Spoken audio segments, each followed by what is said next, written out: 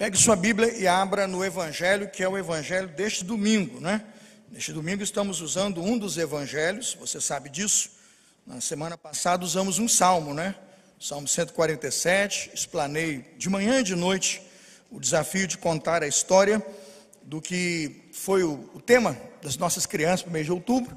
E eu decidi explicar então o contexto, onde está todo o contexto da divisa do mês das crianças. Mas nesse domingo, já trabalhamos com a Cláudia de manhã, e conversando com a Cláudia, afinando o púlpito da igreja, mantendo o púlpito, né, numa única direção, decidimos trabalhar com o Evangelho de Marcos, capítulo 5, a partir do versículo 22. Marcos 5, a partir do versículo, na verdade, a partir do versículo 21. Se o irmão quiser fazer o comparativo dos textos, e não é de todo difícil fazê-lo, o texto que vamos usar, ele está nos três evangelhos. Você pode ler em Mateus 9, de 18 a 26. Você pode ler em Marcos 5, de 22 a 43. E essa mesma história você pode encontrar também em Lucas 8, 41 a 56. Eu repito porque eu vou prestar aqui informações que não estão no texto que eu estou usando. O irmão talvez fique varrendo aí todos os versículos e se pergunte de onde é que ele tirou a ideia de que isso aconteceu.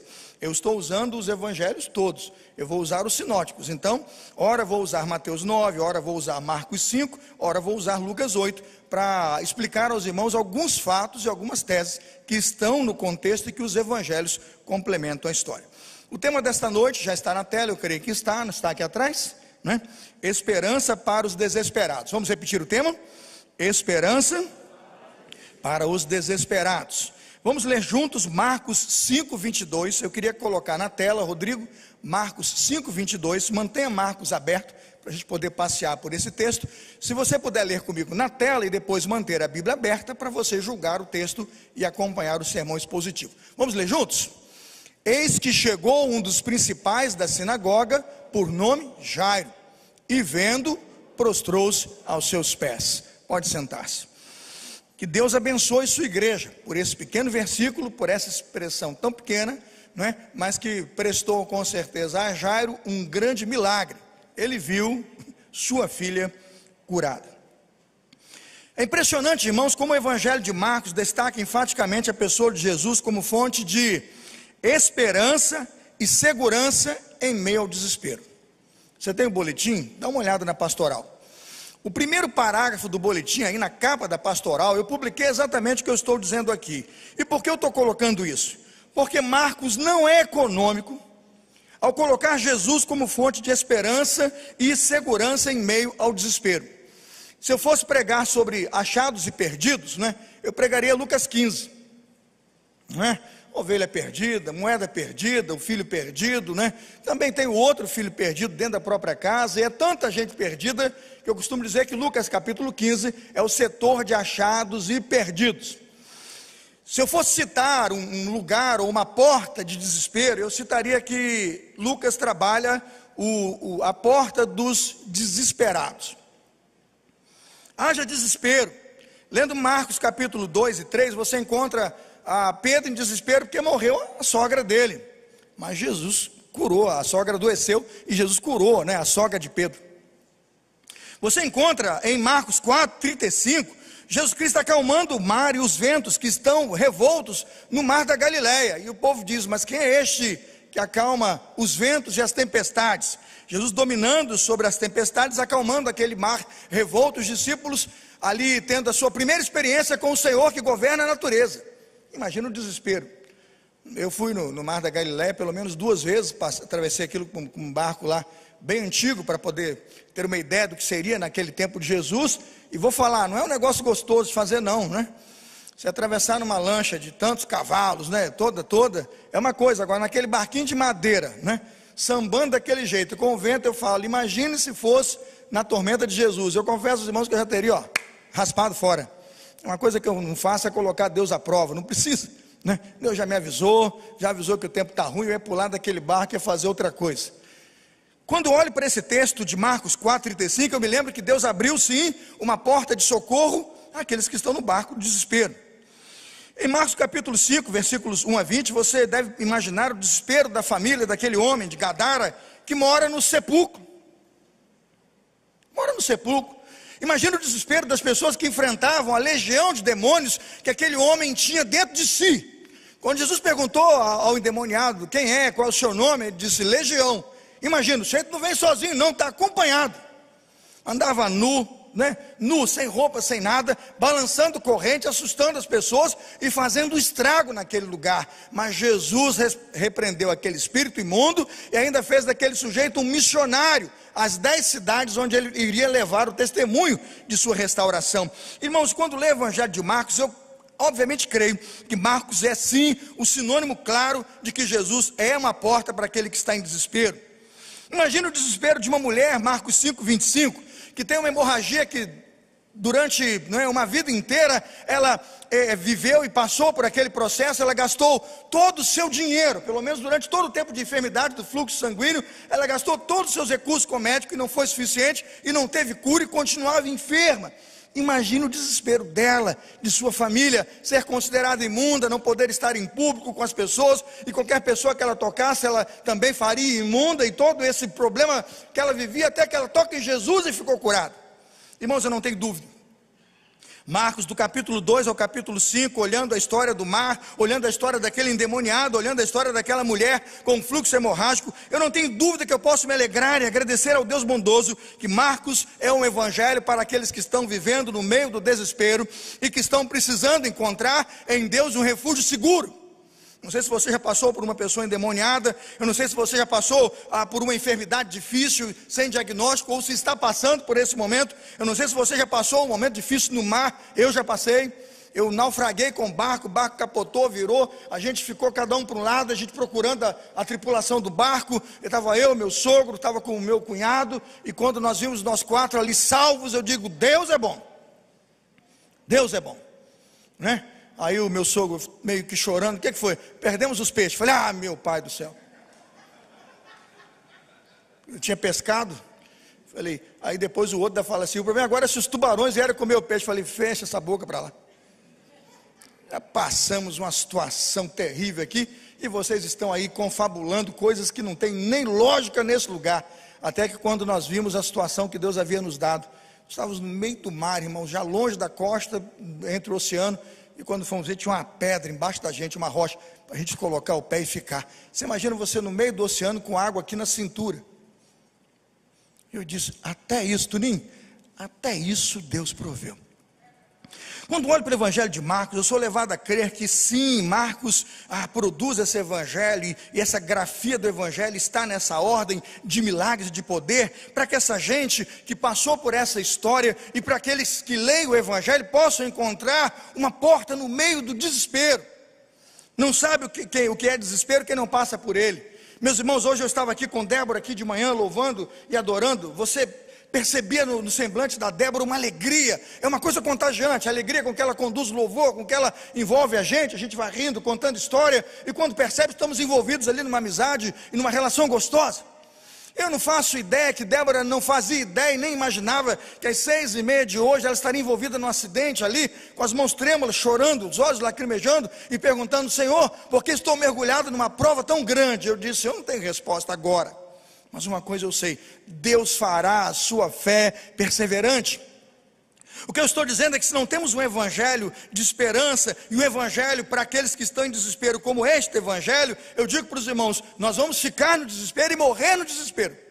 Mas quando olhamos para um texto como esse, o meu coração se alegra e tem paz, porque eu posso olhar para o meu Deus e dizer, Deus bondoso, obrigado, porque eu vejo neste evangelho, que em todo desespero, e no meio de qualquer desespero, por um problema demoníaco ou satânico, por uma ação da natureza, por uma questão de saúde, de enfermidade, Deus tem o poder sobre todas as coisas. Eu glorifico a Deus por isso. Eu quero dizer a você, querido, que está passando pela porta do desespero e está, quem sabe, vivendo um momento difícil na sua história, na sua jornada. Se já viveu, vai se lembrar. Se não viveu, quando entrar, vai querer lembrar-se dessa mensagem. Quero dizer a primeira premissa desta noite: Jesus é a esperança para os desesperados. Por isso, faça-me um favor, caminhe com seu desespero, caminhe com sua dor na direção de Jesus. Minha recomendação, vá até Jesus. A coisa mais preciosa que um servo de Deus pode encontrar é segurança em Jesus. O lugar mais seguro para aquele que está em desespero é ir ao encontro do Senhor Jesus. Não se afaste dele. Não entre no processo da murmuração, do questionamento. Não entre naquele famoso: por que, Senhor? Por que, Senhor? Por que eu estou passando por isso? Mas diga: Senhor, tens um propósito e ensina-me agora a encontrar o teu querer, o teu propósito no meio das lutas que eu estou passando. Imagina aquele momento que Jairo está vivendo. Jairo sabia que sua filhinha estava à morte.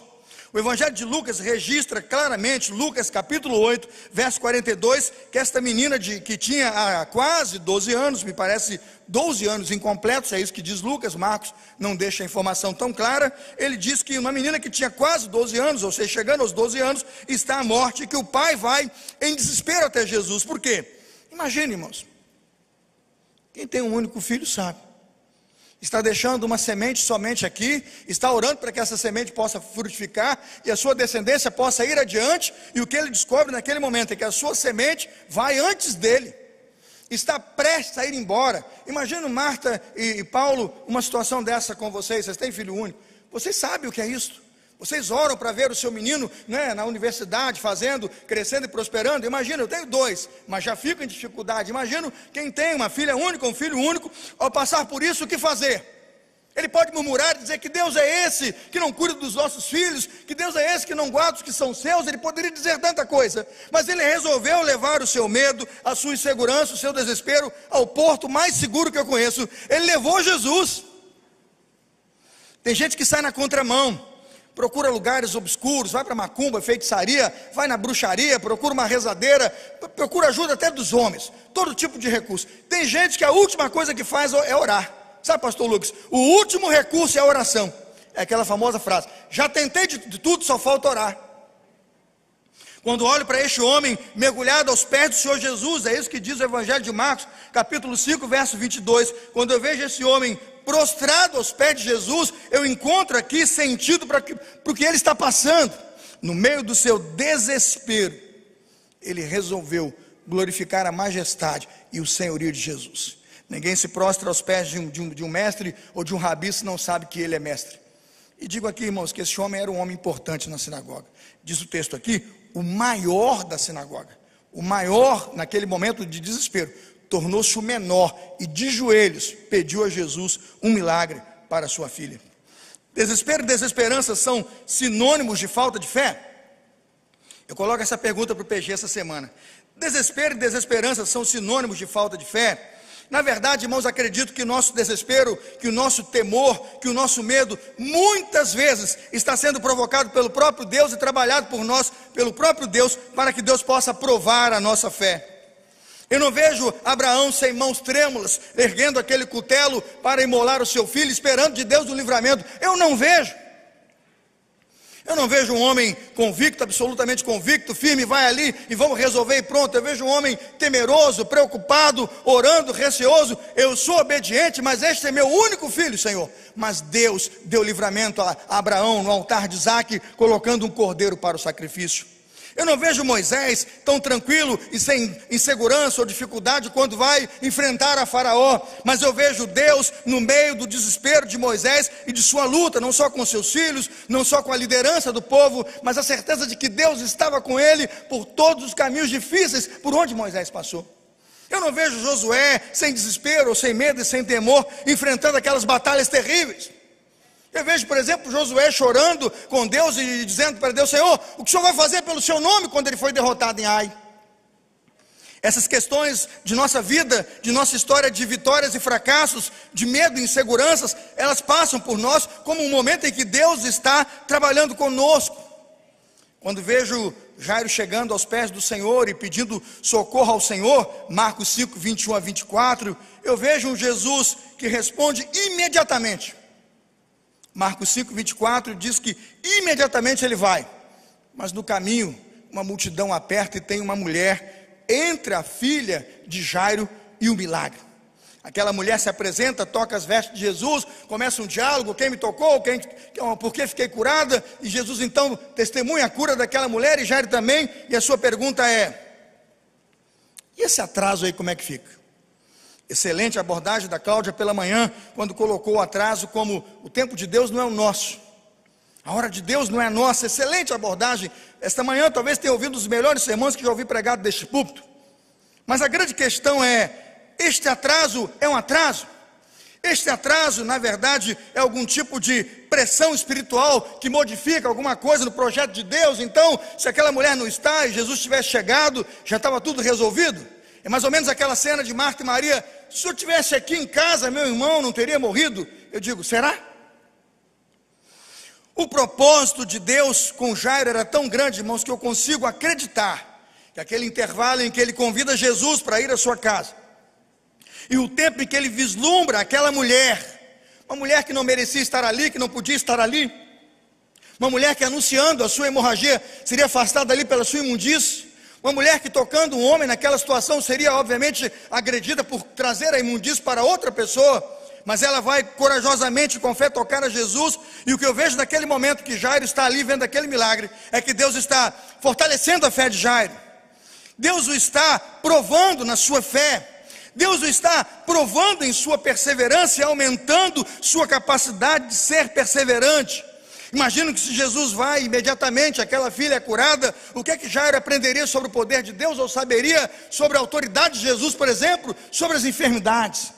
Agora vejam a tese do seu pastor a compreender o texto e aquele espaço entre aquela mulher ser curada e o caminhar de Jairo até a sua casa. Eu imagino que com tantas vozes diferentes, com tanta gente dizendo tanta coisa, você encontra no texto gente falando todo tipo de coisa. Eu consigo ver Jairo dizendo para as pessoas: eu vi a glória de Deus.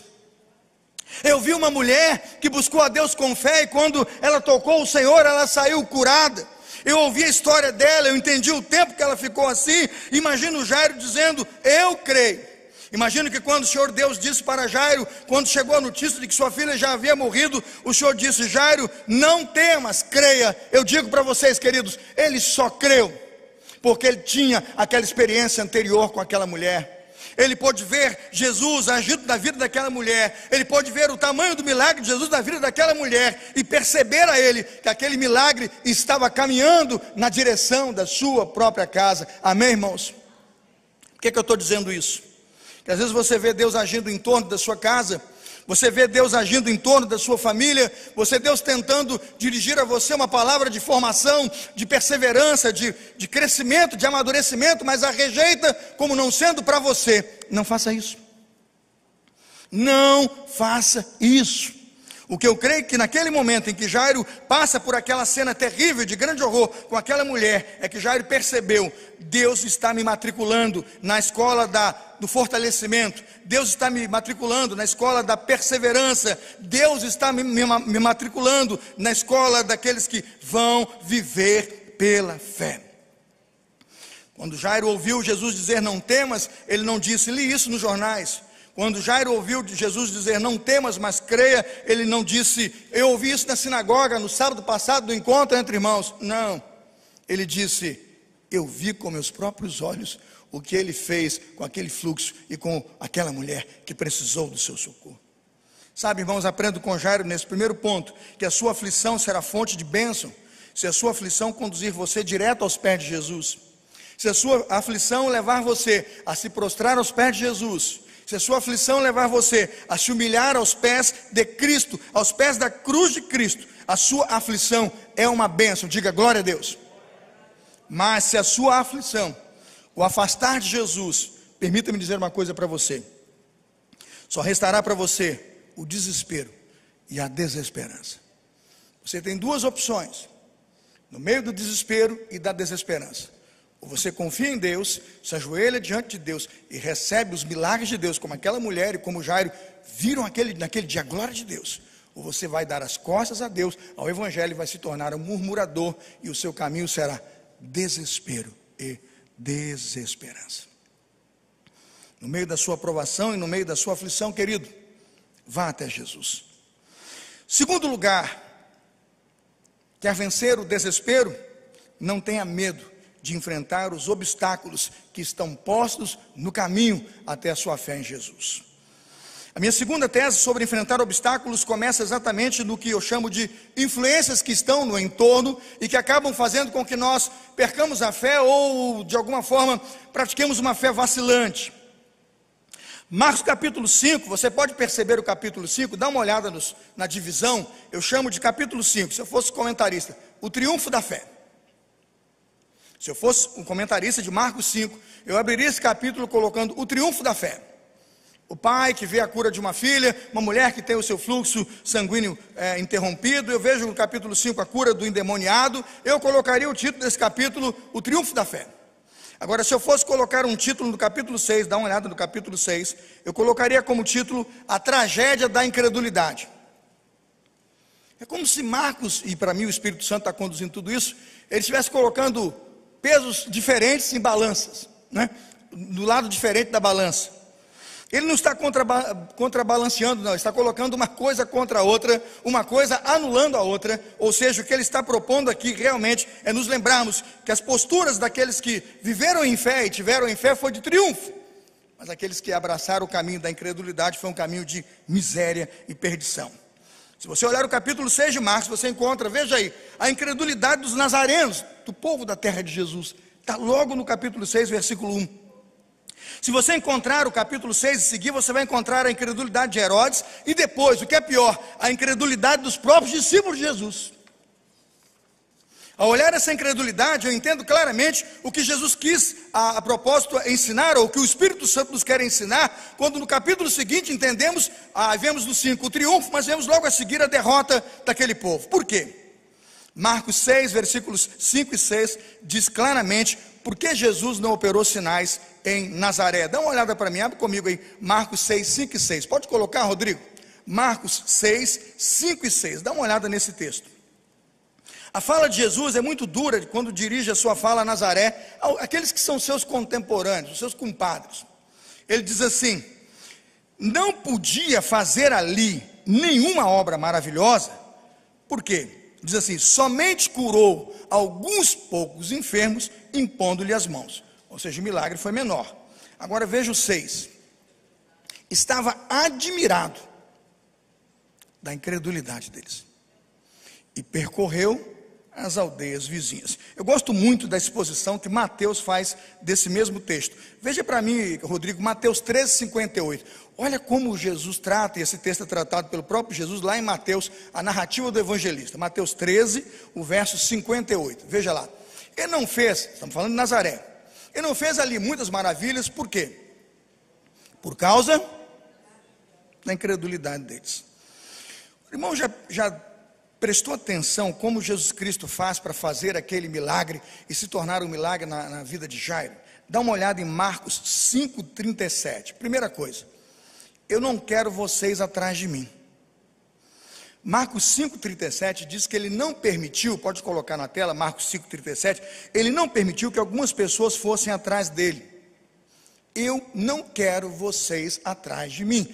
Ele não permitiu que alguém o seguisse, a não ser quem, irmãos? Pedro, Tiago e João.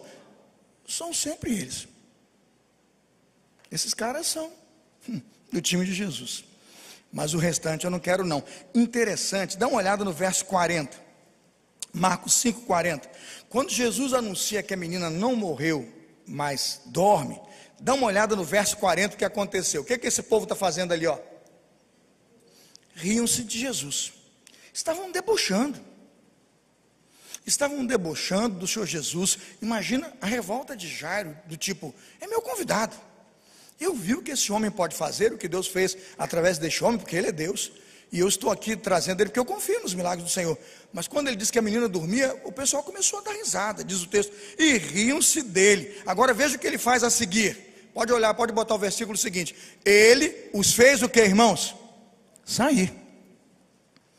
Sabe a coisa que mais eu creio na vida cristã é que dependendo das influências, você tem que vencer e se afastar delas.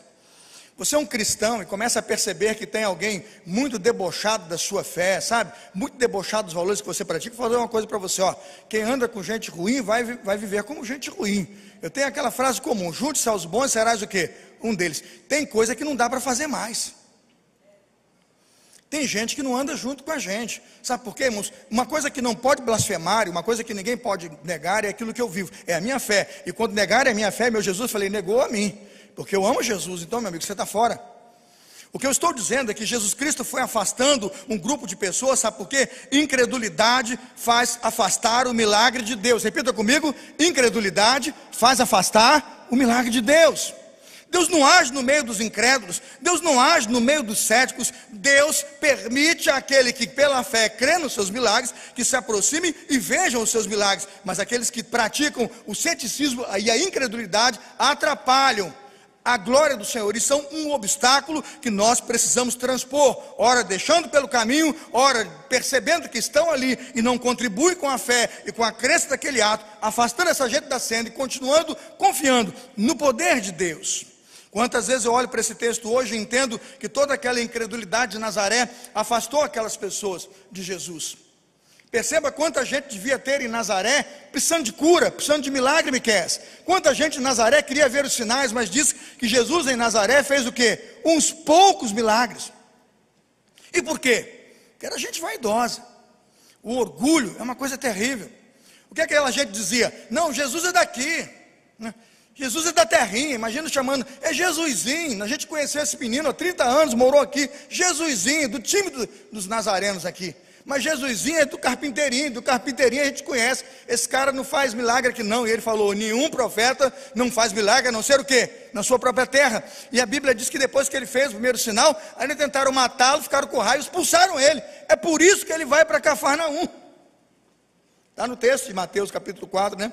Ele vai para Cafarnaum, para que lá onde as trevas estavam reinando, resplandecesse a luz, para cumprir a profecia de que o evangelho chegaria também aos gentios.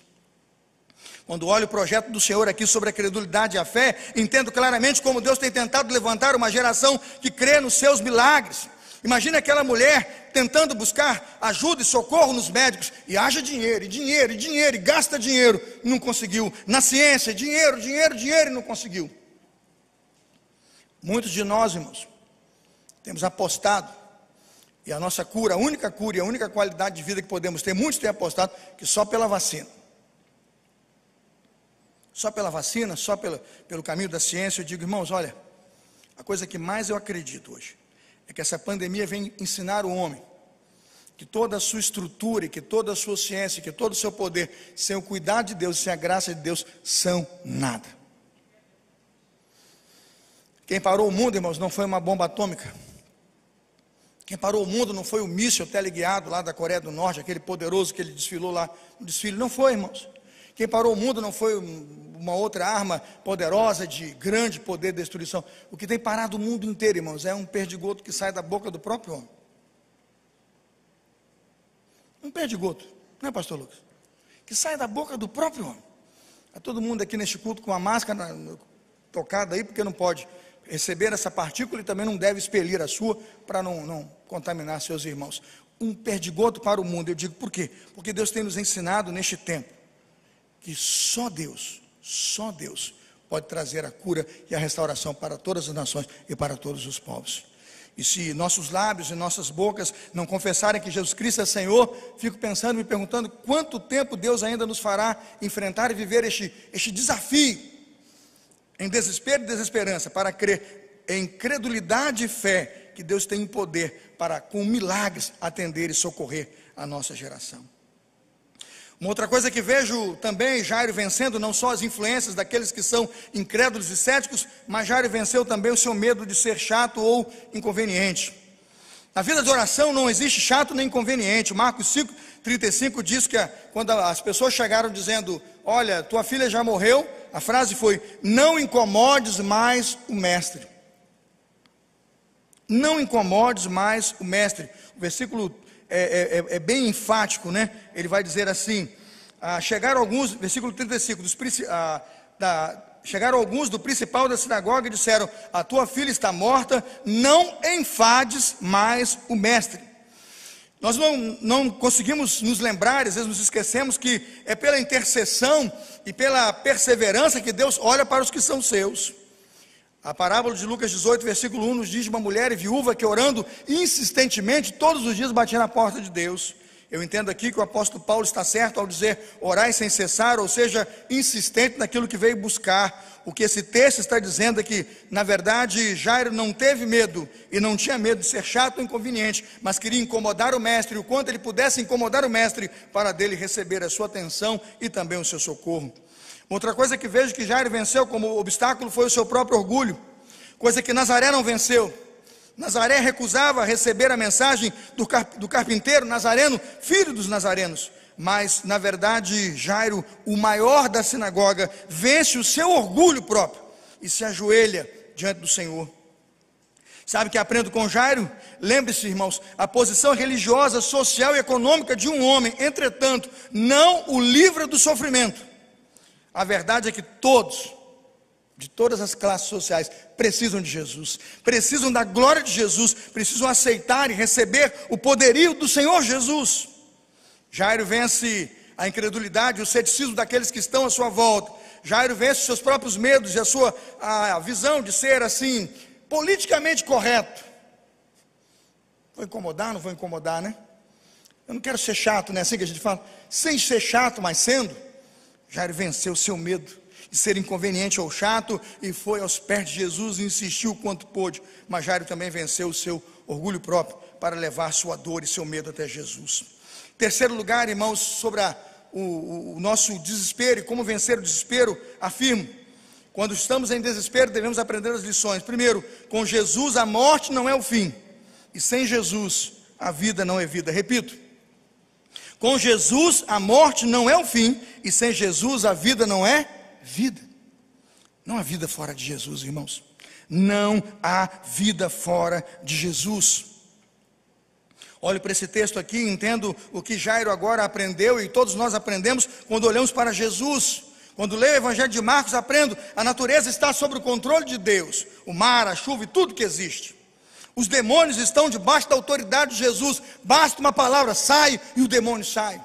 Basta uma palavra, deixa, e o demônio deixa. Basta uma palavra, seja liberto, e fica liberto em nome de Jesus. Mas e a morte? Até este episódio aqui, não se estava muito bem esclarecido as pessoas das sinagogas sobre a morte. E a morte, na verdade, era, neste momento, a grande pergunta: quem manda lá?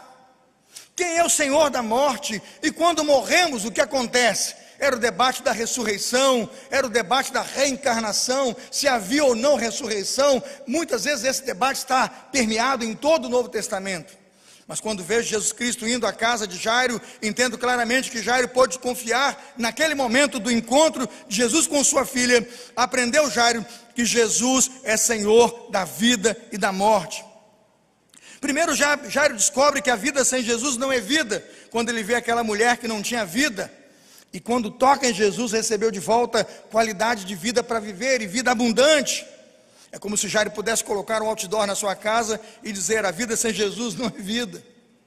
As mulheres que vivem sem Jesus não vivem. Aqueles que caminham longe de Jesus não conseguem direção. Mas quando agora chegou na sua própria casa a questão da ciência, quando chegou na casa de Jairo toda a questão dos médicos, a grande pergunta é: quem é o Senhor da vida? E Jairo descobre nas palavras de Jesus que a morte em Jesus não é o fim. Jairo passa a viver tremendamente confortável e confiante daquele momento em diante, que o Senhor, que é dono da vida e da morte, tinha poder para trazer a sua filha de 12 anos de volta, e trouxe. Vamos pensar aqui um pouquinho. Por que o Senhor trouxe uma menina de 12 anos de volta? Eu já sepultei crianças de 1 ano, já sepultei crianças de 3 anos, eu já sepultei crianças de 8, 12 anos. Eu já sepultei. Quando olho para um texto como esse, e a pergunta que faço é: por que este milagre? Eu entendo porque ele está aqui. Eu acabo de justificar muito do que aquela geração precisava compreender, que Jesus é o Senhor da vida e da morte. Por isso Lázaro, esta menina e tantos outros, né? Aquele filho da viúva de Naim, estamos falando de Cafarnaum, né? De Naim, no caminho da estrada ali, nos portões de Cafarnaum, aquele menino sai daquele esquife vivo. Por quê? Eu não estou dizendo que essa gente não vai morrer de novo. Eu não estou dizendo que a morte não vai tirá-los deste mundo de novo. O que eu estou dizendo é que, na verdade, agora Jairo tem um motivo para crer que quando perder a sua filha, o Senhor a tem em suas mãos. Você entendeu? Eu posso afirmar para você que se naquele momento, aos 12 anos, aquela menina está viva e sai dali da morte para voltar aos braços do seu pai, eu afirmo para você, irmãos, e posso crer, eu não sei com quantos anos essa menina morreu, mas se ela morresse aos 13 anos, sabe, Turim? Eu viria aquele homem dizer: ela está nas mãos de Jesus, porque se ele quisesse de outra forma, ela estaria conosco aqui, porque ele viu que o Senhor Jesus tem poder sobre a vida e sobre a morte. Quanta gente desesperada, porque entrega seu pai de 70, 80 anos à sepultura, em desespero, em dor, aos prantos, em gritos e pavor e horror. Irmãos, onde o sepultamento acontece, não há o evangelho, não há salvação, o que a gente vê é desespero. Mas vá no funeral do cristão. As pessoas estão ali chorando pela dor da separação, elas estão chorando, sentindo a dor daquele que se foi, mas elas estão cantando, louvando e testemunhando uma vida daquele que foi afagado e abraçado nos braços do nosso Deus e Pai. Que lição Jairo aprendeu quando viu sua filha voltar aos seus braços e confiar que naquele momento o que Cristo está fazendo é pregar na casa de Jairo uma mensagem que seria reproduzida hoje aqui na PIB Campo Grande, de que nosso Deus, quando chamar meninos e meninas, quando chamar jovens e crianças, quando chamar os nossos idosos, a sua presença está dizendo: não morreu de véspera, não saiu antes, o céu não perdeu o controle, o Senhor é Senhor da vida e da morte. A incompreensão é nossa, a capacidade de crer e ser limitado é nossa, mas no reino de Deus, o que vejo hoje, Jairo, aprendendo com o Senhor, é algo magnífico, poderoso, extremamente maravilhoso. Quem vive sem Jesus não vive, mas quando nós morremos com Jesus, nós não morremos, porque aquele que morre em Cristo, ainda que esteja morto, viverá. Que mensagem poderosa! Se você está em desespero, hoje eu peço você para confiar no nosso Deus, porque muitas vezes a própria enfermidade que foi anunciada para você, enfermidade pela qual muitas vezes nós podemos entrar na morte, o que eu estou dizendo é que no plano de Deus, Ele controla também a história da sua vida, e você não precisa ser um desesperançado e nem viver em desespero por isso. Em quarto e último lugar, irmãos, onde Jesus nos ensina a vencer o desespero e chegar à sua presença. Quarto lugar, com Jesus, Jairo aprendeu a não ter medo e a crer somente. Coloca o verso 36, por favor, queridos. Marcos 5, 36, vai colocar na tela. Jesus, tendo ouvido essas palavras, aqueles que disseram para que ele não incomodasse o mestre e informaram para ele que a filha dele morreu, Jesus Cristo ouviu aquelas palavras e disse a Jairo, o principal da sinagoga, ele disse: não temas, crê somente. Repita comigo: não temas. Já disse que para Jairo essas palavras faziam sentido. Já afirmei aqui que Jairo estava absolutamente crente, cônscio do poder dessas palavras, porque Deus o havia tensionado um pouco mais. Deus havia feito com que ele andasse um pouco mais e alongasse um pouco mais a sua caminhada até a sua casa, para ver uma mulher transformada pelo poder de Jesus. E Jesus disse àquela mulher: mulher, a tua fé te salvou. Diante de tamanha autoridade, diante de tamanho poder, o que podemos fazer? Crer com os olhos da fé, crer com o nosso coração em fé. O Evangelho nos ensina que com Jesus não existe má notícia. Se chegarem para você hoje dizendo: a tua filha faleceu, ou alguma coisa ruim aconteceu, a notícia aqui era a pior possível. Em Jesus ela não se tornou uma notícia ruim, porque Jairo havia depositado agora a vida dele, a família dele, aos pés da cruz de Cristo. A melhor oração que Jairo podia fazer a respeito das boas novas do Evangelho está em Marcos capítulo 5, 22, quando ele se prostra aos pés de Jesus e começa a receber não mais a sua autoridade, mas viver debaixo da autoridade de Jesus. Quando Jesus disse que a menina dormia, aquela multidão que riu-se de Jesus não poderia honrar a Jesus com o seu milagre, foram afastados. Mas aqueles que permaneceram fiéis, aqueles que confiaram no poder e na autoridade de Jesus, desfrutaram naquele momento de sua fé, de sua unidade em Cristo, de sua visão com Cristo, de crer que Jesus Cristo tem poder sobre todas as enfermidades e tem poder sobre a vida e sobre a morte. Creia que os milagres da fé vêm sim através do grande milagre da fé. Fé esta que Jesus Cristo implantou em nossos corações. Hoje a igreja de Cristo vai ouvir a mesma voz do Espírito Santo a dizer: não temas, crê somente. Quando vi hoje os olhos de minha ovelha aflita indo para a delegacia após o atropelamento, o que veio à minha mente: não temas, crê somente. Às vezes me pergunto por que passamos por essas provações e por essas lutas tão grandes. Está aqui a resposta: não tenha medo, creia tão somente.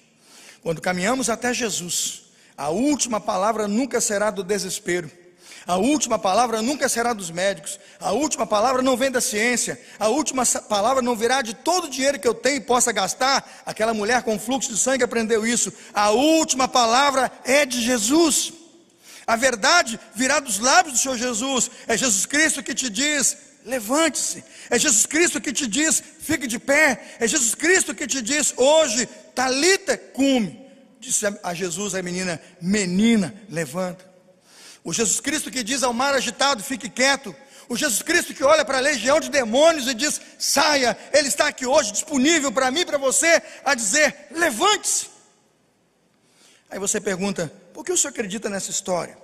O senhor estava lá quando ele disse para Lázaro: venha para fora? Eu não estava, mas eu acredito. Se você não acredita na história de Lázaro com sua filha, deixa eu contar a história de um pastor com sua filha. Esse pastor eu conheço há mais ou menos 50 anos. Imagine você, ele tem uma filha. Esse pastor convidou um outro pastor para cuidar dos jovens da igreja dele.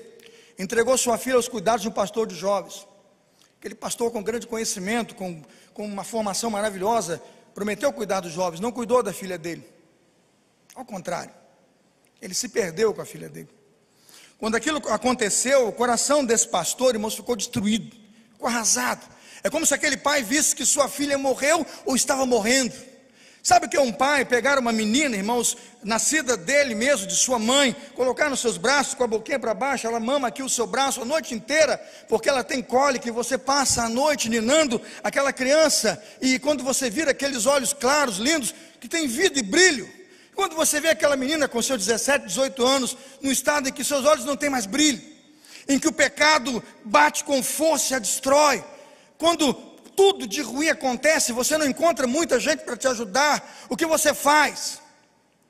O que aquele pastor fez, ele bateu na porta de Jesus e disse: Jesus, a minha filha está doente. Jesus, a minha filha está morrendo. Jesus, eu descuidei, é culpa minha, mas eu bato a tua porta hoje, Jesus, porque eu sei que o Senhor pode me ajudar. Ao bater naquela porta de Jesus, me lembro, aquele pastor e a sua esposa, juntos ali, crendo no milagre do Senhor, vão para uma casa no litoral, ficam lá, aguardam de Jesus o seu milagre, até que quando voltaram para sua casa, entrou naquela casa um casal, me lembro bem, o nome é Edson e Elisângela, eu conheço esse pastor, aquele casal Edson e Elisângela, ele naquela época pastor, e ela, intérprete de Libras, entraram e disseram: me deixa ajudar a sua filha. Botaram no carro, levaram para um encontro aí, numa igreja lá em Cachoeira de Macacu, Japuíba. Levaram para o encontro, participaram sexta e sábado, e quando aquela menina voltou no domingo, eu olhei nos olhos, bem nos olhos daquela menina, e disse: Talita cumi, menina, levanta. E eu pude ver o brilho que um dia naqueles olhinhos se perderam. Eu encontrei Jesus, aos pés de Jesus, encontrei o milagre de Jesus, quando uma missionária da igreja desse pastor, muito ocupada. Essa missionária roda o mundo, vai para cá, vai para lá, um dia está nos Estados Unidos, um dia está na Ásia, um dia está na Europa, a gente fica doido com essa missionária. Mas um dia ela voltou de avião, largou aquilo tudo, bateu na casa do pastor e disse: compra a passagem da Azul, empresta sua filha, manda para Fortaleza comigo, que eu vou te ajudar. Ela botou no avião, botou do lado, botou com ela, levou para o congresso, aquela menininha que aquele pai cuidou, mas que estava morrendo. Levou para um congresso de avivamento, despertamento, botou para trabalhar, ela caiu doente, foi para o hospital, voltou, melhorou, Deus a curou. E quando chegou em casa, o pai olha nos olhos, é como se o brilho dos olhos estivesse voltando, e eu pudesse dizer: menina, levanta. Menina, levanta. Porque quando um filho cai à sepultura, cai com ele seu pai. Quando um filho está morrendo, morre com ele seu pai. Quando uma coisa que vem da gente está se perdendo, é como se você dissesse: do que adianta ganhar o mundo inteiro e perder o quê? A sua própria alma. Não venha dizer que eu não acredito na história de Jairo, porque eu acredito na história de Jairo, como acredito no sofrimento desse pastor que lhes conta a história. Aquele homem sofreu, mas quando ele viu Jesus lhe estendendo a mão, erguendo sua filha e dizendo, com a mesma autoridade daquela Talita, eu digo, Carlos Elias: menina, levanta. E aquela menina se levantou, aleluia. Essa semana Quando chegou lá no e-mail, lá, um negócio desafiador, em que um banco, dos maiores bancos do Brasil, não é a Caixa Econômica, viu? É a concorrente, mandou lá um processo e disse: menina, faz um teste para trabalhar no escritório do banco. Eu digo: Deus é que sabe. Veio para mim e perguntou: faça esse teste? Não faço? Pastor, um dos maiores advogados do Brasil, olha esse banco, olha isso aqui. Faz o teste. O que ele perguntar, você responde. Se disser, não sabe. E quando faz, sai, porque se desceu, é seu, se não é seu, é laço. Laço, solta que é laço, não é de Jesus. Ela confiou, sentou lá na minha sala, eu estou lá comendo, e estou ouvindo a entrevista, e vai, e pergunta: como é que foi? Ela, tremendo, não sei. Falei: deixa para lá, é na mão de Deus. Daqui a pouco, sei que em poucos minutos depois, o cara chegou, não sei o que o cara viu, já tinha ligado para a faculdade, perguntou quem era a melhor aluna. Melhor aluna é top, é a filha desse pastor, é top, está no último ano de direito. A menina chegou, mostrou para mim: papai, estou contratada. Eu: que isso, menina? Estou contratada. Já estou aqui, tenho que fazer uma declaração de embargo aqui nessa ação. Falei: o que é isso aí? Eu nem sei o que é DE, declaração. O que é isso, declaração de embargo? Eu nem sei o que é isso. Sentou lá e começou a digitar, e pega processo, e pega aquilo, escreve: pai, o que você acha? Eu digo: a folha branca é linda, o que está escrito eu não entendo nada. O que você vai fazer? Eu vou mandar. Então manda. Isto foi você. Mandou. O camarada escreveu: menina, está contratada, você vai ser a carro-chefe do meu escritório, agora de 1 às 6, à minha disposição, porque você vai salvar o banco aí, vamos ganhar essa ação de 1 milhão e não sei quanto. Falei: minha filha, pega uns 10% aí, ó. Sabe por que eu estou dizendo isso? Eu acredito que Jairo caminhou para a direção certa. Eu acredito que tudo que Deus faz é bom. Eu acredito que no meio da sua aflição e no meio do seu sofrimento, Deus está trabalhando um homem mais forte, perseverante, alguém mais preparado para enfrentar a luta da vida, para dizer com autoridade, quando alguém disser: não temas, crê somente, você diz: pode crer, porque eu já passei por isso. Pode crer, meu nome não é Jairo, mas meu nome é Carlos. Eu também tenho uma filha, ela já esteve morta, mas reviveu. Ela esteve perdida, mas foi achado. Hoje ela glorifica a Deus. O que eu vejo Deus fazendo é algo que eu gosto muito, porque o nome de Jesus, o sangue de Jesus tem todo o poder. O inferno treme, o diabo fica furioso. Eu pregar no sermão desse amanhã vai ser uma reviravolta, vai ser um vendaval. Eles enchem a caixa da gente com mentira, com tormenta, mas eu vou caminhar e vou dizer: eu vejo mulheres curadas, eu vejo filhas curadas, eu vejo a igreja curada, eu vejo o poder de Deus, porque eu não sou cético, eu não rio dos poderes de Jesus, eu não vou dar risada do milagre de Jesus. Eu vejo Deus hoje levantando uma geração para a glória dele. Quem crê, diga amém. Irmãos, eu quero dizer uma coisa para você, terminando essa mensagem. Se seu mar estar agitado, Deus manda aquietar agora em nome de Jesus. Se há espíritos demoníacos levando filhos e meninas para drogas, vício e prostituição, o Senhor Jesus diz aos espíritos: saiam deles.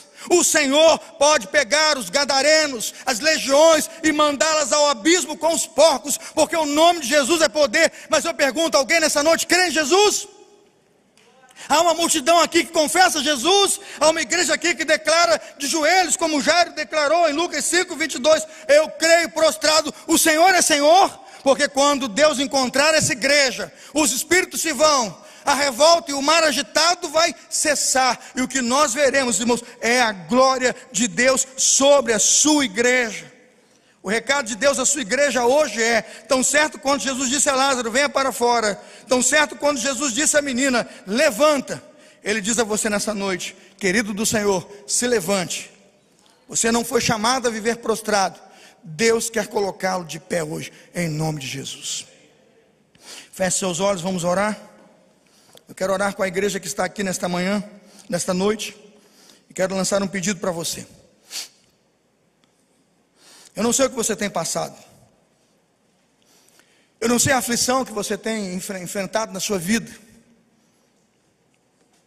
eu não sei, mas eu não estou aqui para rir de você, eu não estou aqui para desacreditar de você, eu não estou aqui para dizer que a dor que você sente não é dor, e que o problema que você sente não é problema. Ao contrário, eu estou aqui para dizer: Deus sabe o que você tem passado, mas eu queria orar com todos aqueles, nesta noite, que absolutamente creem que Deus derrama sobre você, sobre sua casa e sobre sua vida um poder restaurador. Quantos que estão nesse santuário hoje creem? Sim, creem. que os laços que prendem sua família na incredulidade podem cair. Quantos que estão aqui hoje creem que, se você tem um pai, uma mãe, ou um irmão, não sei, que ainda não tem Jesus e tem os olhos cegos, irmãos, cegos pelo diabo, você crê que essa cegueira pode cair? Eu não sei quantos estão aqui hoje e têm seus filhos, como eu já tive. Eu tive uma filha morta, mas reviveu. Eu pergunto, você crê? Eu quero neste momento desafiar você que está aqui, quer seja casado, solteiro, não sei se um filho está aqui chorando pelo seu pai, às vezes seu pai está perdido. Quantos filhos moram com suas mães e vê os pais aí perdidos? Você crê que Deus pode enviar o Espírito Santo dele para buscar esse pai, onde ele está? Já pensou nisso? Quantas vezes Deus tem esperado encontrar uma geração como Jairo, uma geração que tem status, como Jairo tinha, o maior da sinagoga, uma geração que tem conhecimento, que tem sabedoria. E Jairo, irmãos, ele manuseava aqueles pergaminhos todos, ele conhecia aquelas letras todas, mas quando todas aquelas letras ficavam arrumadas na prateleira, ele tinha que ir para casa e descobrir que a família estava indo embora, até que ele decidiu perguntar para Jesus se aquilo era plano dele, se aquilo é propósito dele. E Deus falou, não, hoje Deus tem um plano diferente. Menina, levanta. Quantos têm hoje uma causa que julgam só Deus pode resolver e precisa resolver, e gostariam de entregar agora a Jesus, dizendo, pai, tal como Jairo, compareço na tua presença por essa causa, por essa luta, por essa aflição, por isso que aflige o meu coração, é muito importante, mas eu sei que o Senhor pode resolver. Você tem um irmão que está morrendo, uma irmã que está morrendo, um pai que está perdido, Deus quer buscá-lo agora. Sai do seu lugar e vem aqui orar comigo, não precisamos de mais nada aqui, nada nem ninguém, só eu e você. Saia do lugar e fique aqui agora. Eu vou entregar a sua vida a Jesus agora. Você vai ver o que Deus vai fazer. Você vai ver o que Deus vai fazer. Se creres, verás a glória de Deus. Coloca na mão de Deus. Coloca na mão de Deus. Pode se ajoelhar, se quiser ajoelhar, pode ajoelhar à vontade. Você pode começar a orar. Sabe, porque é você que tem que fazer como Jairo fez, prostrado nos teus pés. Ah, Jesus, prostrado aos teus pés, eu me rendo, Senhor, eu me rendo. Quando Jairo achou que podia resolver e descobriu que não podia, ele se prostrou. Sabe, irmãos, eu não sei quando aquela menina morreu, a filha dele, mas quando ela morreu, onde ele estava, ele sabia, ele sabia que foi Deus que levou, porque Deus não faz nada antes nem depois, Ele faz segundo a sua vontade. Vamos orar. Senhor, nossa igreja decidiu se prostrar hoje. Eu estou impressionado com a quantidade de pessoas aqui hoje de joelhos no altar e nos bancos. É impressionante. Mas é impressionante saber que o Senhor separou essa palavra do evangelista Marcos para nós, a igreja hoje. Porque como pais, e eu sou um pai que já vi a filha morrer, mas vi ressuscitar, eu posso dizer, eu creio nas promessas do Senhor. Por isso a causa mais impossível e mais desafiadora que está aqui é nada diante do Senhor. Se teu filho se perdeu pelo caminho, se esse filho que se ajoelha hoje se perdeu na incredulidade, nos maus conselhos daqueles que riram do Senhor e do seu poder, que seus filhos fechem os ouvidos para esses céticos e incrédulos, para professores que os afastaram das compreensões simples da vida e do reino, para crerem, absolutamente crerem, que o nome de Jesus é poderoso para fazer infinitamente mais do que pedimos ou pensamos. Oramos pela cura das nações e pela cura dessa enfermidade, em nome de Jesus. Pai, cura o nosso Brasil, cura as nações. Quantos estão esperando da ciência uma resposta? Eu peço, Deus, que a resposta venha do Senhor, que venha do Senhor que fez os céus e a terra. Abra os olhos das nações para ver e perceber que o Senhor tem hoje, ó Deus, livramento também para essa enfermidade que assola o mundo. Pai bondoso, vem sobre a sua igreja, vem sobre as nações, vem sobre o seu povo. Levante uma igreja capaz de crer. Sobre os enfermos da nossa igreja, Pai, eu quero orar agora também, pedir àqueles que são teus, o Senhor quer levantar, o Senhor levanta pela autoridade que é no nome de Jesus e pelo poder que é no sangue de Jesus. Eu creio, Senhor. Levante filhos que possam crer. Prostre hoje filhas e filhos, esposas e maridos que possam se ajoelhar e crer que o Senhor tem poder para fazer essa obra, Senhor. Ensina-nos, Pai, ensina-nos. Quantas vezes passamos pelo vale da dor, porque o Senhor nos disciplina a crer. Ensina-nos, em nome de Jesus, ensina-nos. Obrigado pelo privilégio e pelo desafio de nos ajoelharmos ante um Deus tão grande, diante de um trono tão poderoso, para dizer: o Senhor é Deus e não há outro. Santificamos o teu nome, pedimos: venha a nós o teu reino, e declaramos: seja feita a tua vontade, assim na terra como no céu.